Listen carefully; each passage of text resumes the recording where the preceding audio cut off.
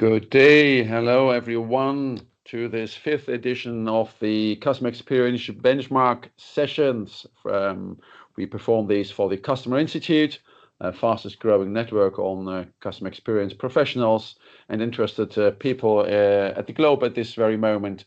I invite you all to tap in, have a look and see what a wealth of information can be found on there, whether it's trainings, whether it's other information you're looking for to boost customer experience in your organization.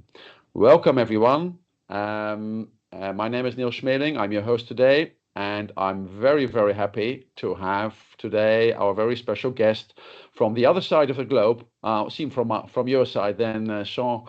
This is Sean Crichton Browne, from the director at Market Culture, a special person from right from the other side, from Australia, who has more than 35 years of experience in customer experience, if I may say so, and who is the writer of the Human Culture Imperative, which we will talk about later, and as well is the inventor or the co-inventor of the Market Responsiveness Index.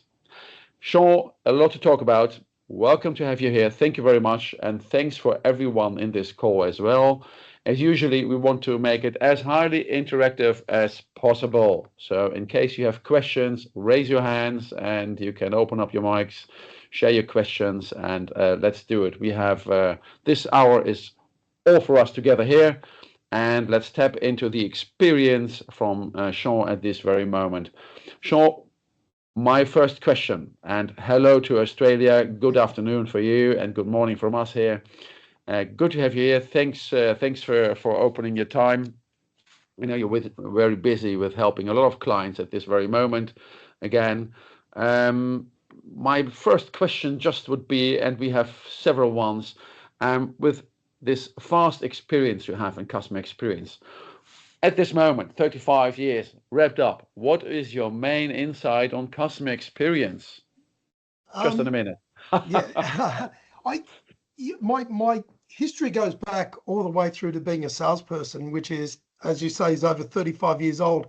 And I learned something very early on as being a salesperson, selling printers or copiers back in the day, is the better the customer experience, the more customers I won and the more customers I kept. So we talk about how long customer experience has been in existence, and we would probably say it's really been the last 15 years that it's become a word or a buzzword or something that's on the tip of everyone's tongue.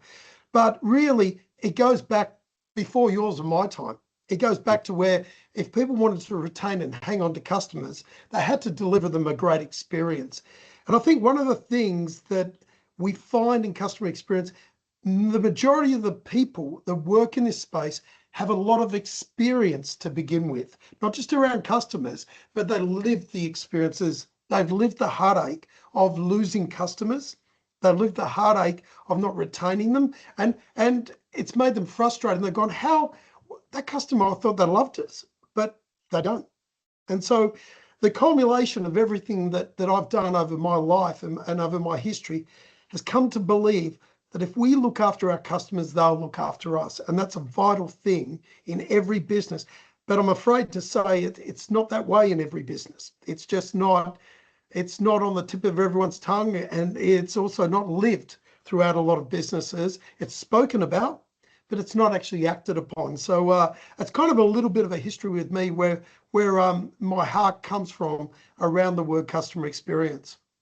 Yeah. So are we facing then, if we're talking about this moment and the world is in turmoil, well, I think it's every time, but I have the strong feeling about that. How does it affect customer experience then? So what's the current situation on customer experience, would you say?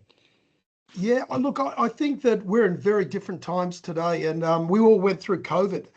But COVID wasn't instigated or put on by any person, or it was really, it happened.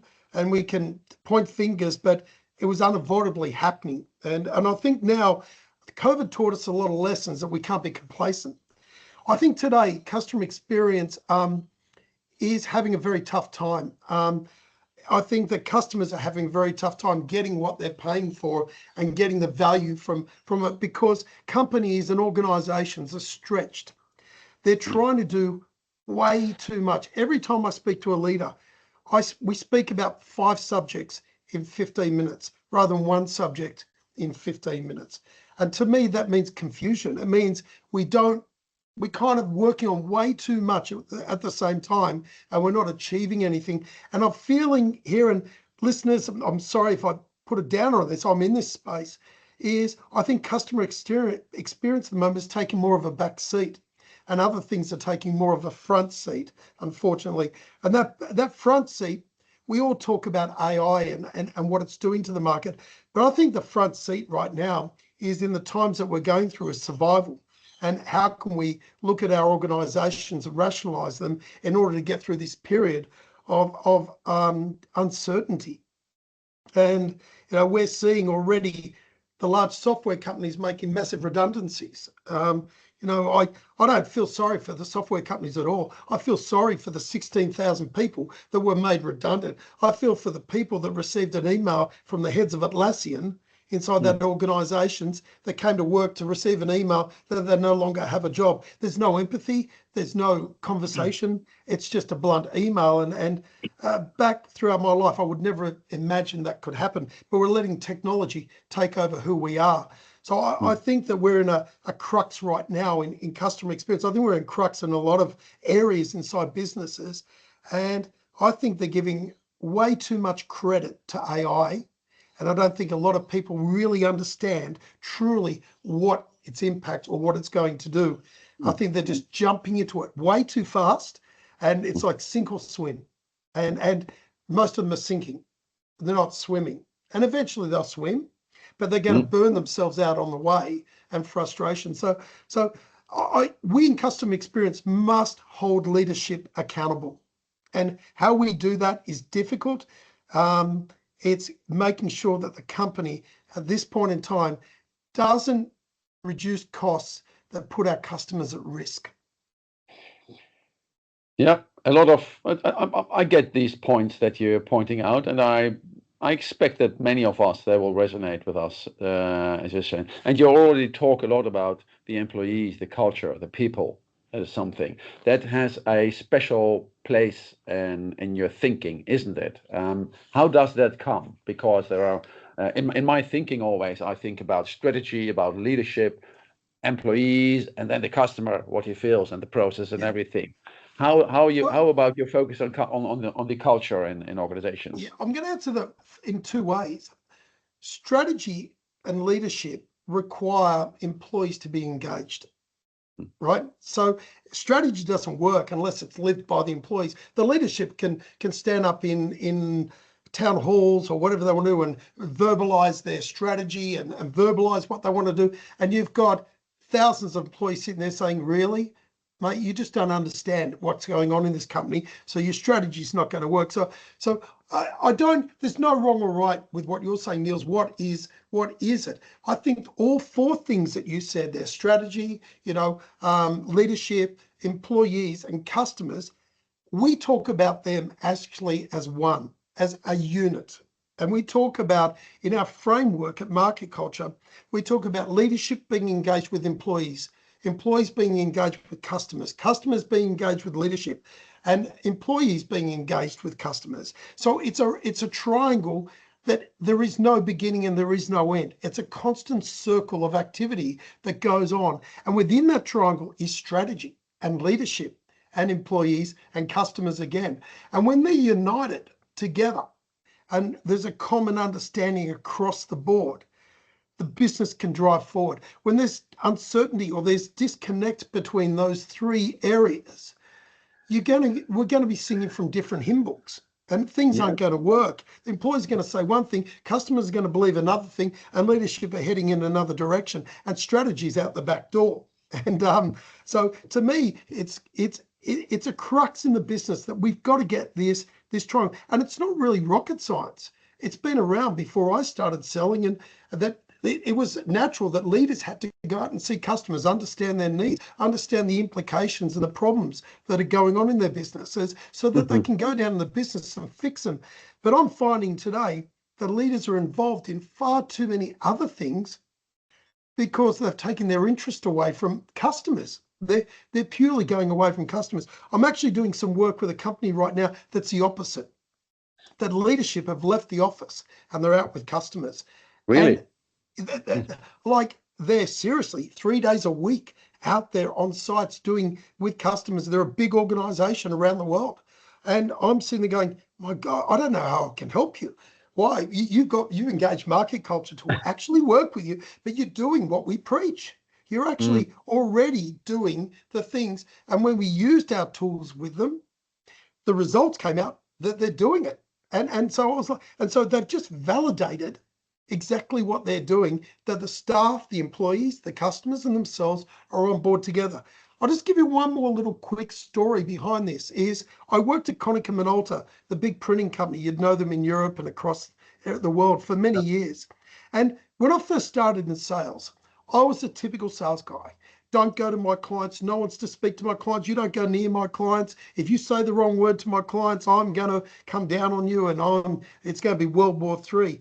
And a lot of salespeople and frontline people get very protective of their clients. They do. They like to enclose and make sure that they're looked after the right way. It was wrong of me. And down the track, I worked out that if my accounts person, my logistics person, my warehouse person understood the needs of the clients, I didn't actually have to worry. I didn't have to actually really sit back and say, I don't want them talking to them. Oh God, that guy in the warehouse, he can't even put 3 words together. They actually ring up and say, Joe, I've got to run around to the warehouse and pick up some more toner. Is that okay? Sure, that's no problem. Come on over. We know each other. And I would get a phone call a day later saying, mate, that Joe, he's unbelievable. I didn't even know it happened. And I look back in my life and thought, why didn't I do that years ago? Why didn't I go back to that? And that was kind of the birth of me really understanding the customer experience is not a one-person game in a business. It's the entire organization working as a team and heading in the right direction. Yes, of course. I do get that. It's a funny thing, isn't it? As you say, everybody gets it if you talk about it, but we still do it in a different way. So it's about a culture eat strategy for breakfast. So it's still, I honestly, I'm in this business for a while now again, and I don't get it why we don't get it. So again, let's focus a little bit on the culture. You wrote this book together with your company fellows on the culture imperative. What is the main message you want to bring to us through that book? Because you put all this energy in that, and it's a fantastic book to read about. It's a good question, because I said a moment ago I was in sales, and salespeople hate paperwork. So we're notoriously bad at putting anything on paper. So when we first set out to write the book, it was Linda sat there with me, and Dr. Linda Browne and Chris Browne said, "Are you okay to actually write it?" And I said, 10 years ago, no. But today, yes, with all the tools that are out there that can help me take my story and put it into words. And I can talk, as you know, all day. But when it comes to sitting at a typewriter or sitting at a desk and putting in some words onto a piece of paper, it's a lot harder. But I would just use technology, and I'd talk to the computer and pretend you're a customer, and I'd record a story that I did, and then I'd translate that into words, and then I'd adjust it, and then I'd use, yes, AI, which we actually claim the book, we use that to help us portray ourselves a little bit, in a way that made it easy to read and logical to read. But we used still editors and people like that. The reason we wrote the book, back in 2013, Chris and Lyndon wrote the first book, The Customer Culture Imperative. And that book described 8 disciplines to drive a customer culture. So one of the questions we were often asked was, culture is really great, but it's not tangible. How do you act on it? Can you move the lever in an organization around culture when people think it's empathy, or it's being nice to people, or it's being reactive, or it's getting back to people quickly? And yes, all of those are important, but what we needed to define was, what were the real behaviors in an organization that drove a customer culture? What could we improve? If we knew more about customers right across the business, do you think that would improve our culture? Well, yeah, it would. Go. If we're more empowered to make right decisions for customers, do you believe that would improve the way we deal with customers? Sure. If our strategy, back to you, Nils, really incorporated the customer deep in it and had the customer at the center of the business, and we talk all about that, then do you believe we would have a better culture? The answer is yes. So we were able to define down to 8 disciplines. It took 3 years of research, and Linda and Chris wrote this book called The Customer Culture Imperative. The book used examples of companies that exhibited those behaviors, like Virgin, like Apple, like Virgin Trains was a great example up there in England of how they won the train lines because of customers loved them. The customers loved them and said, do not replace Virgin Trains. We want Virgin Trains to stay as a rail provider in the north of England. And you don't hear about that, but it's amazing the customers saved that rail line. So we looked at those companies and we looked at things that they did. And Chris and Lyndon were able to come down to those 8 disciplines. Then they made a tool called the Market Responsiveness Index, which allowed us to measure those 8 disciplines and benchmark them against hundreds of other organizations, and now over thousands of organizations that have used the product. And that made culture tangible. So how did the human culture come about? Was we, for the last 15 years, we've worked with companies right across the globe. And I'm not sure who's online today, but maybe somebody that we've worked with. A big company in Europe was Deutsche Telekom, where we worked with them, and for a period of time, Toyota in Europe. In America, we're working currently with Rosengroup, big pipeline manufacturer. We work with DHL. And we've used our tool with them, and we've got all these great stories. Now, what did they do? Not what did we do? What did they do to move the needle? How did we work with them, and how did they go about it, and what has it done for them?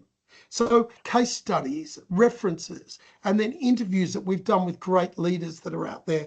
And so I sat with Lynn and Chris and said, the first book's all factual, very academic, very structured in what it does, but it doesn't really highlight how it's made companies transform. And I said, we need to, go ahead. So what is the value of the culture? You're talking about the 8 disciplines and everything, and it's all about the culture again. The culture makes or breaks an organization, and you had a great example from Virgin about the enthusiasm of their fans, of their clients, actually driving the organization. So is that where we have to move towards? Is that our final goal?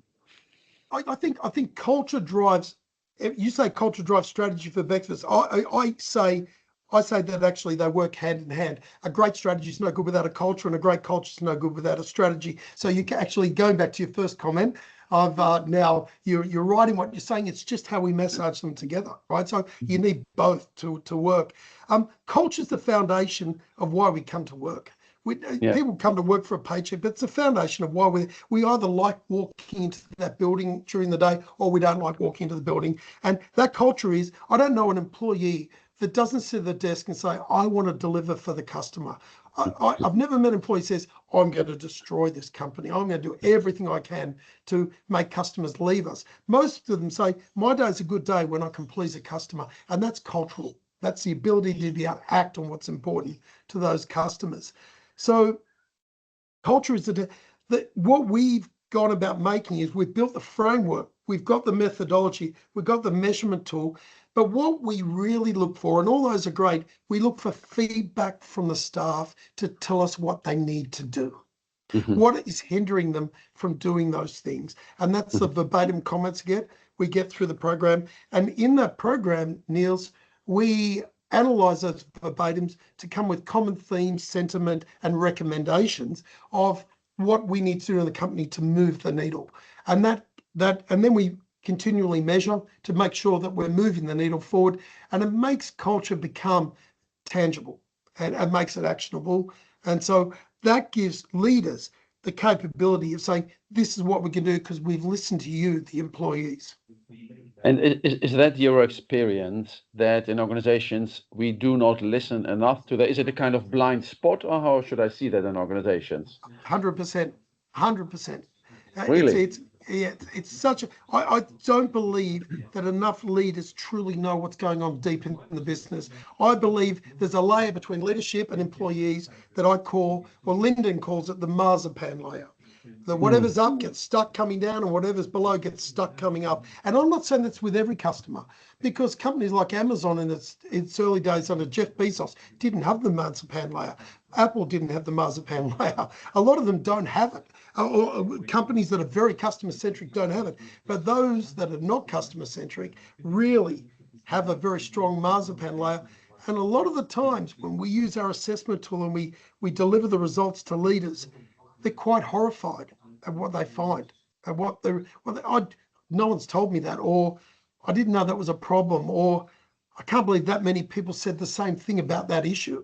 And they get horrified. So yes, it is a blind spot in businesses. And so that's still interesting, isn't it? So it seems we all depend, most organizations depend on their clients, isn't it? And our blind spot, sometimes my feeling is the clients itself, and it is then our employees, the people who make it work every day for our clients. Is that right? Is that the conclusion here? That's it. Well, our employees make it work every day. Without employees, we don't have a business, really. Yeah. So it's very good that you build some tools around it. The market responsiveness index, for instance, is a fantastic tool. I've seen it myself. That unlocks the voice of the employees and points out what to do, what we can do differently. How is that intertwined with these disciplines you talked about before? So we measure across. We've got 8 disciplines within our product. So customer insight, understanding customers, customer foresight, not today's customers, but future customers. How many companies are looking at their customers saying, Nils, will your company NECXT be still with me in 10 years' time? Will your products and services meet my needs? And we're very focused on today's revenue and what we're going to book and what we're going to sell today, but we focused on where customers need to be in the future. And we've seen companies become decimated. Kodak, in the B2C world, Nokia, Motorola, because they lost sight of that future customer. In comes Apple and Samsung and dominates the market. So if it can happen to Nokia and Motorola, it can happen to your company because they were massive. So they're a really good case study. So we then got competitors. Do we understand that today's competitors? Most customers do, but they don't understand the disruptors and tomorrow's competitors. And then you've got peripheral vision. Are we ready for what's going on with the oil war that's going on and I kind of call it the oil war because it's just a politer way of saying what's going on in the Middle East, right? And we're kind of being challenged in Australia around oil. Our petrol prices here per litre went to $3.50 from $1.20. Yeah. I get that. Yes. That pressure is incredible, right? And then we've got 3 internal enablers, which is empowerment, collaboration, and strategic alignment. And there are 8 disciplines. And what we ask our employees to do, and leaders, everyone in the business, is to answer a 25-minute assessment around those. They're benchmark questions, and then we have open-ended comments that come with each of those disciplines. What would you recommend around customer insight that we should do to improve? Or in regard to our strategy, do you believe we incorporate the customer, or what do you recommend? And one of the questions at the end is what would you recommend to senior leaders for us to be more customer centric? And we get all these feedback. They're not difficult questions. We're not asking them hard questions they can't answer. We're asking them logical, straightforward questions that everyone can answer. The questions are, do you believe you're empowered to make decisions that are right for customers without escalating or approval processes? I agree or disagree. And it's fairly simple. We then benchmark them, and it gives us a circumflex, a circle with strengths and weaknesses around those disciplines. And the main purpose of that is to say, what should we focus on to improve? It's a visualization for improvement. Yes. I get that. I love that. And I love the simplicity, if I may say it, from there. What is the participation rate usually from employees? Because that's always what I'm very interested in. So if we go out to and we track responses, meaning we know that people are responses, we get into the 90% categories. If we go totally anonymous, we're in about the 70% category. Yeah, so it's very high. But what we let me just give me 1 second. I'll do that 1 sec. Yeah. I just had to turn on some lights. So no worries. The sun went down very the sun went down very quickly here in Sydney, and I looked down at the screen. I'm saying I'm starting to fade away, so I apologise about that. Good to have you back. Yeah, launching any assessment, whether it be employee engagement, internal assessments, is a leader needs to embrace and clearly provide the purpose of that assessment to the staff. And if that's done correctly by saying this assessment that we're about to do is going to allow you to tell us what we need to do to improve our business. We want to hear from you. And if it's done properly, we should get a very high response rate. Now, you ask a good question, because there's the word validity. What makes it valid? And it all comes down to, if I had 10,000 employees, I probably only need 20 to 30% response rate. If I only have 20 employees, I probably need a 90% response rate. So it comes down to how many employees in the business, and then it comes down to how many departments we want to look at, or regions or territories we want to look at individually. So we can see, okay, Nils is running the Middle East, and I think I saw Mus was on the call earlier. He's running the UK. Okay, so we want to see. Oops, I better just realised my laptop's just going to about to die. Oh, please, yes, be quick. That won't be a very good thing. Yeah. So we want to know. I can't believe I didn't have it plugged in. So we want to see how the employees inside the Middle East see their leadership versus those in the UK, and it gives leadership an ability to discuss that and say why. What are their different traits? How are these leaders different in the way they're acting with their employees, and what can we do to help them, support them be better in the future? Yeah, very, very interesting. How often is this being conducted usually in the ideal organization? Do you have to do it every quarter, every month, or is it once a year enough and they have tens or dozens of improvement points? Yeah, it's typically a yearly assessment, and the majority of companies that utilize the MRI, there's probably only one. I can only think of 2 or 3 actually that would do it multi-year, twice. That's twice in a year, but they would do one half yearly. That would be a cut down version, just as they would only go to a certain amount of people, and they're just seeing whether or not the needle's moving, and they wouldn't get open-ended comments. They just do the MRI 8 disciplines, and they would follow through from that. So really, it's a once-a-year assessment, and it's totally online. Our software allows people to log into our website, go there, try it. You can try it up to 10 people at no cost to have a bit of a taste test, and then you can purchase it, and you've got it for the year. So how you want to utilize it for that year. Like, we've got some big companies using it, and they'll use it in a certain department this month, another department next month, another department. They won't do everyone all at the same time. And do you have a nice example of an organization using it and how it helps them? And I'm curiously as well, so how do they do it, and what are the benefits? You must have a nice case on that. Can you share that? I do, and I'm going to use one because typically the people that are online, I'm guessing. I think we have really difficulty for getting Sean back at this very moment. Which is a pity, because he has a very, very interesting approach, and bringing on the cultural element. I think it is vital in organizations, and honestly, from my side, I do agree that it is a massive blind spot. There are more blind spots in organizations. I'm curious which blind spots you see beside of the culture and the employee engagement in organizations about it and using the knowledge. I think every organization does use it, but far not to the full potential of it. And there are other blind spots. Just share with me in the chat already. I'm teasing you. What kind of other blind spots do you see in organizations right now? Curious to hear your ideas on that. Hi, Nils. Please put them. Hello. Hello, Mus. What is your vision? Hello, good to have you here. Yeah, you too. Just to add to Abdul's question as well, I spoke to Sean last year, and he gave me access to the tool, and I played with the tool. So it's not an MPS tool. It's to understand the subjective view of how organizations by departments and like end-to-end work. and how well they feel they deliver the experience, and it measures it all together and gives you a rating of how customer centric you are as an organization. So it's a really good tool. I definitely highly recommend it for those who would like to use it. So it's not a measure of NPS. But regards to, there's a crossover between what Sean has created and what I have in my maturity assessment tool as well, Mm. is we look at, so I have 6 pillars, which is leadership and culture, which is the driver of everything.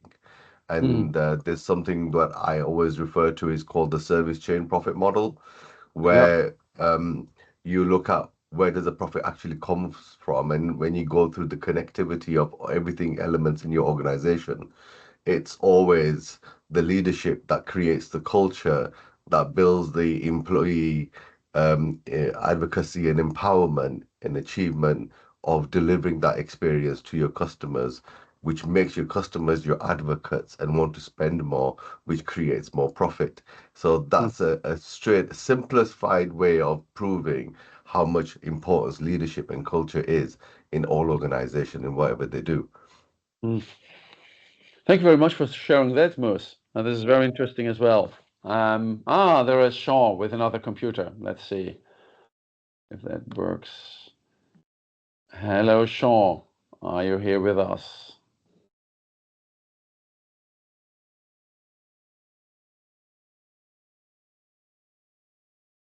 Yes, Sean. Are you? Let me check. Hello, Sean. Okay, I'm back. All right, guys, I You totally are apologize. back. Fantastic. Big applause. No worries. Things were Hey, crashing down, and we're still here. yeah, I had to go get another laptop. So it's totally, I don't know, it's totally crashed. So No worries, no my worries. customer We had experience a good is conversation at this very moment because Mus stepped in as well. Abdulaziz had a good on. very good question, as he said. Well, Go ahead. one is about how is the MRI different from a standard NPS or customer satisfaction score? Mus was explaining there is a difference.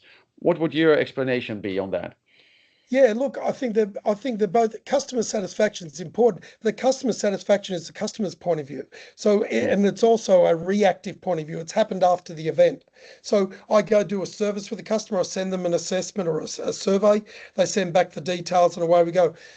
Our assessment is completed by employees, and it's a proactive assessment asking what could we do better?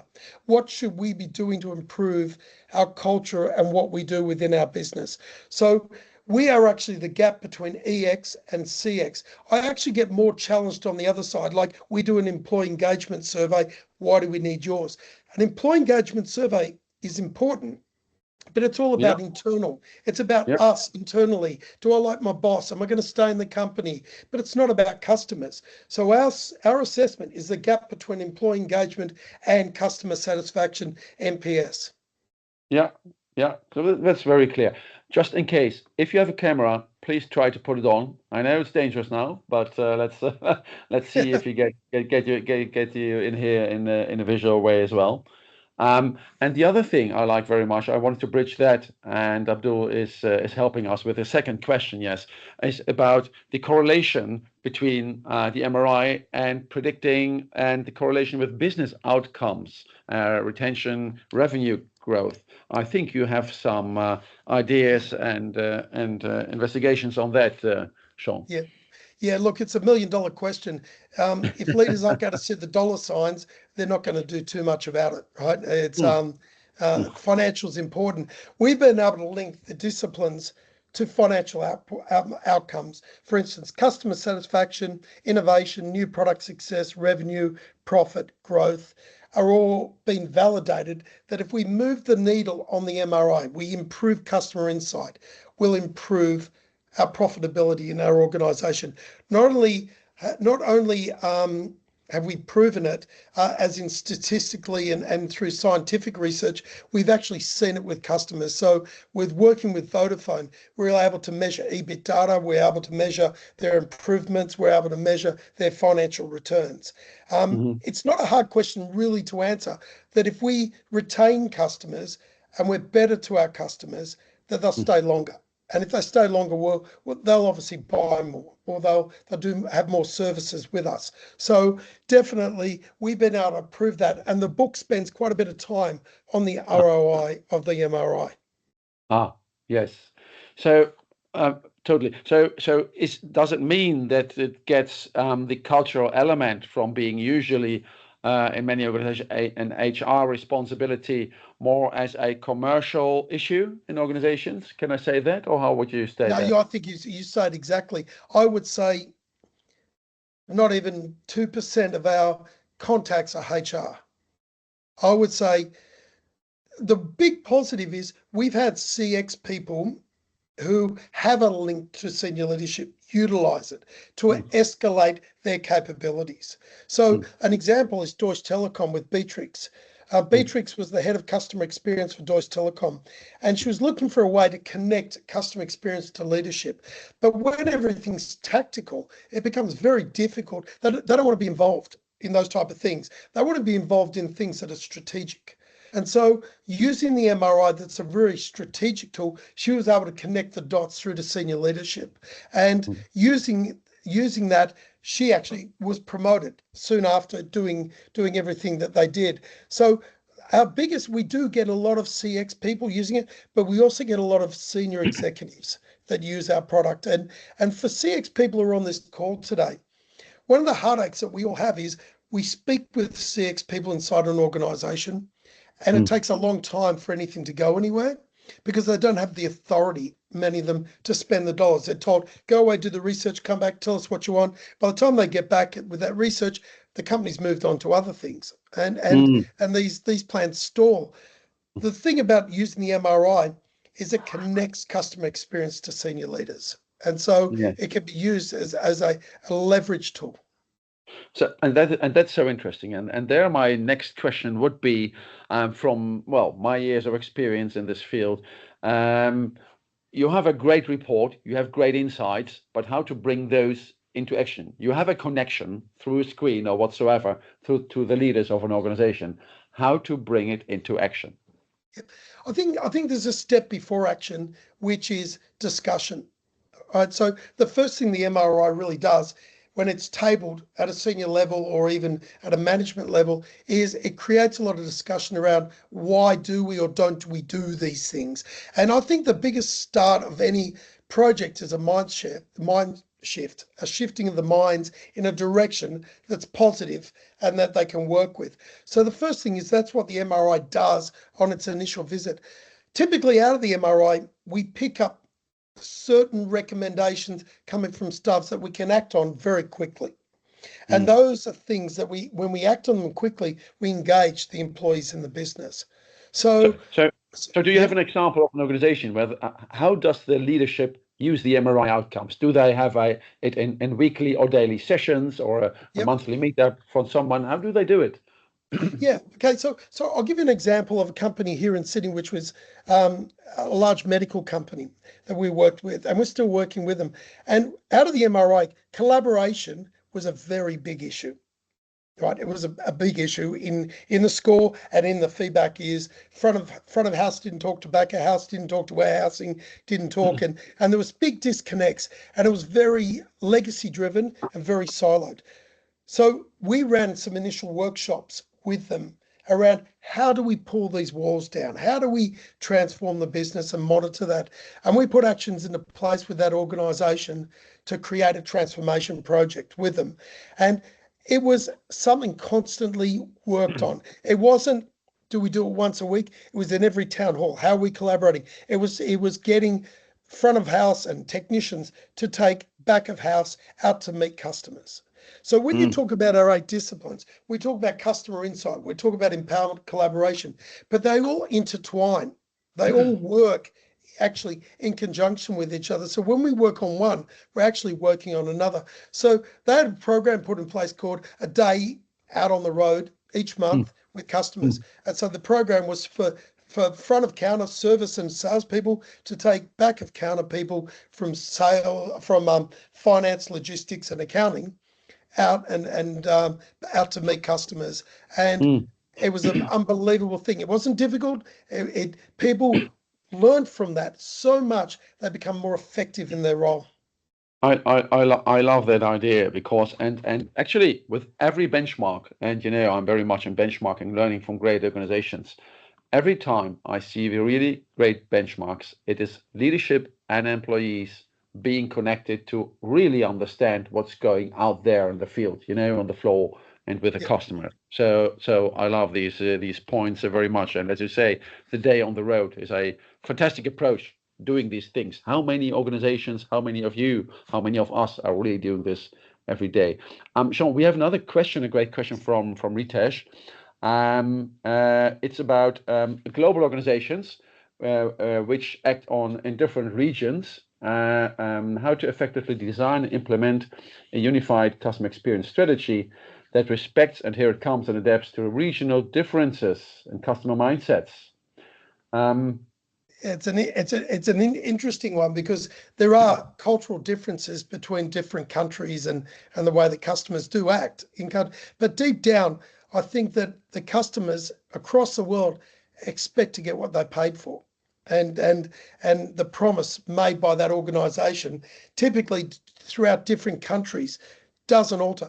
I've had many debates around, we would say that an Indian culture versus an English culture versus a culture of being in a Dutch culture are very different from a people point of view, right? We act differently. We have different religions. But when it comes to a customer culture, it doesn't differ very much. There's not a lot of differentiation. We still have customers, we still have competitors, we still have to be empowered. So we don't see across regions, we don't see great variance between different. We've used our assessment tool in Saudi Arabia, Dubai, Europe, America, Australia, Asia, and the real outcome is a lot of people say we're being benchmarked. Are we the best, or are we the worst, or are we in the middle? That's not why we do it. We do it to know what we need to do to create an opportunity to improve. That's why we do it. We don't benchmark for a score to say that we're good, bad, or indifferent. That's not our goal. Our goal, even Amazon, who has done it, wanted to be better. They wanted to notch it up. They want to understand, what do we need to do to even be better again? And so, Yes. so that's why we use our tool. That's very good. Yes, I have another question from my side here. Have you seen organizations that fail because they, for instance, ignore the cultural data or the cultural insights from their organizations? That's a good. I would answer in our lifespan. I'd say there's only one company that we worked with that basically did the MRI and its score went backwards. Right, and its score went backwards because they did nothing. They did the MRI and they did nothing. Absolutely. And when we sat with the leader a year later, they said, we didn't do anything. Did you even give the results to the staff? Did you do anything? And they said no. The leader was, unfortunately, we were put into this business through a board. So the board engaged us to do it, and we reported back to the board. But if we don't do anything, nothing's going to change. And the problem is, other companies are going to advance. And when they advance, it's going to make us worse than what we were before. So complacency is the biggest risk. It probably is, yes. And building on that, what's the most confronting insight that leaders tend to receive? Is there a kind of threat that you recognize? Yeah, look, I would say 30% of leaders who receive the results get shocked, right? They perceive that their organization is far better than what the feedback they get. And it's not easy for a leader. A leader's job today can be very lonely. And the feedback that they get from people below them may not always be what they need to hear. The real feedback comes from deep down in the business. So they get protected. This gives them a reality check. Look, we've been contested on our results by certain leaders, and at the end of it, I said, well, we didn't answer it. Your people answered it. And they said, yeah. And secondly, this is not a race to the finishing line. This is about how we can improve. And you either take the results as a positive, that we can actually move the lever and we can be better tomorrow than we are today, or you put them into the bottom drawer, like a lot of assessments and a lot of board reports and a lot of financial reports that come out, and they go in the bottom drawer for another year. And if they need to come out, they come out. But we want to work with people who actually care and want to make a difference. And typically in our sales cycle, we become very strong on that. And Yeah. those that don't come on that journey with us typically don't go ahead. Right? They drop out somewhere before we actually do the assessment. They do. Yeah. And we're kind of a bit stubborn like that. We want to make a difference. And if we don't make a difference, then it's not all just about money. Yes, yes. And another question I do have, and we have a few more minutes. If there is a last question, feel free to ask yourselves. About culture, just zooming out a little bit on the element of the cultures organizations. What is the biggest myth, for instance, that you find out about going on there? What is the biggest myth that we have to beat out of the world here, and which we can benefit from together? I think that the biggest myth, if we look at the word culture, is that people think they know what it is and they know how to act on it, but they do nothing about it. Right? I think that we live in a world of yeah, I know what culture is. Yep, I know what we need to do. But today I've got to work on the P&L, or I've got to work on this, or I've got to go do this, or I've got to go do that. And culture gets put down the list. Culture is it's not a project. It's a being. And culture is the connection in the business between all of us. And it's how we behave. Culture is defined really by behavior. It's how we act and how we behave. And whether it's a customer culture is how we act towards a customer, or it's an internal culture, how we act towards each other and how we act in the business internally, then that's all culture. And you know, in the last 10 years, I've never seen so much governance and regulation and diversity and equality and everything else come through to try and bring culture into line, right? All these things are really to make culture come, well, it underlying brings culture in line. I think they're all important, but where were they 30 years ago? They weren't there. And we've had to bring in all these different things today to bring it along. I just think culture is about us making sure we do what's right by us, what's right by the customer. And I had this old terminology when I sold.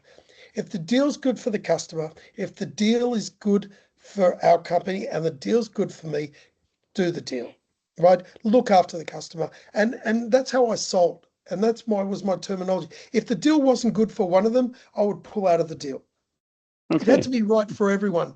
It just had to be right. And it was a good litmus test to know whether or not I want to continue. And there was one customer, short story, that it wasn't right for the company. And in the end, I pulled out, we picked up the machine and took it back from the customer because it wasn't right. And I regret it because it cost a lot of money and it cost a lot of time. Thank you, Sean. Fantastic, isn't it? So many insights sharing here in this short time we have together. Time is flying by. I would have one last question. If there is one thing that every sales professional has to take away to be doing tomorrow, what would that be, Sean? Gosh, that's a really big question because there's so many things. $2 million I want to say, you know, partner with us and use the market responsiveness index. It gets you leverage all the way up to senior leadership. When you get into senior leadership, you embed yourself in CX. If you're a practitioner, you embed yourself at leadership level. If you're a consultant, you get the ability to speak to leadership because you're talking strategic. We've got to, I think, in customer experience, there's two sides. There's a very practical or tactical side with journey mapping and all the different things and NPS and customer satisfaction. But there's also a very strategic side, seeing the vision of the organization and having the right culture. That strategic side is what leadership want to talk about. And that's where our conversations lie. And when we get a customer, they stay with us. They stay with us for a long period of time because it's important to them. So if I could you know, you've got to make CX be more predominant and stronger in the marketplace. We need to get a seat at the leadership table. Yes, a seat at the leadership table. And I think there is another challenge for some of us here ahead. Thank you very much, Sean. If anyone is interested to learn more about the human cultural imperative or about the MRI, what would you suggest? Can they find it somewhere? Go to our website, marketculture.com, email me at info@marketculture.com. If anyone wants a copy of the book for being online or listening to this recording, you just need to email me and I'll send you the book as a PDF or an EPUB for a Mac computer, and go ahead and have a read. It's a playbook. It'll help you with your customers, whether you use our tool or not. It'll give you an insight into how you can help them move the lever. Thank you. So if you can put your email or your contact just in the chat, Sean, that will help everyone. And I just suggest to everyone, please reach out, because it's a great reading and it is simplicity your organization will usually benefit from. So Sean, thank you very, very much for this interesting session. It was good having you here as an Australian. Isn't an Australian habit to stay so calm when everything crashes down during the call and then we just beam in? I wasn't calm in the 8 minutes that I was offline. And then I tried to get you on my phone, and my phone only has Safari on it, and it says Teams won't work with Safari. And so then I ran out to the car and got another laptop and came in, and now I'll sit here for the next hour trying to repair my old laptop. Okay, no worries on that. Yes, I felt I have some Australian DNA as well, so no worries. No, I look to everyone. I apologize again, and I hope the insights were worth it. I do truly. I'm passionate and I love what we do, and I think it's vitally important. I think it's vitally important. And just as you said in the beginning, we're at different times, at tough times, as you said in the beginning, Sean. Organizations are stretched. We are very often at the back seat. We're not at the leadership table. We don't have the right backup, not the right funding. So we're at the times of, you even said, the survival of CX. I believe in that for many organizations. So I just encourage every one of us, let's do the right thing for the customers every day again, because we can move forwards on that. Thank you very much for everyone. Pleasure. Thank you very much, Sean. Big hand to you from everyone. I see everybody clapping here. Thanks a lot, and seeing you next time with Mark David Jones from Disney. Very interesting session on the 3rd of June. Ladies and gentlemen, very much looking forward. I wish you a fantastic day wherever you're there. See you later. Bye-bye. Thanks, Nils. Good to speak to you. Thanks, guys.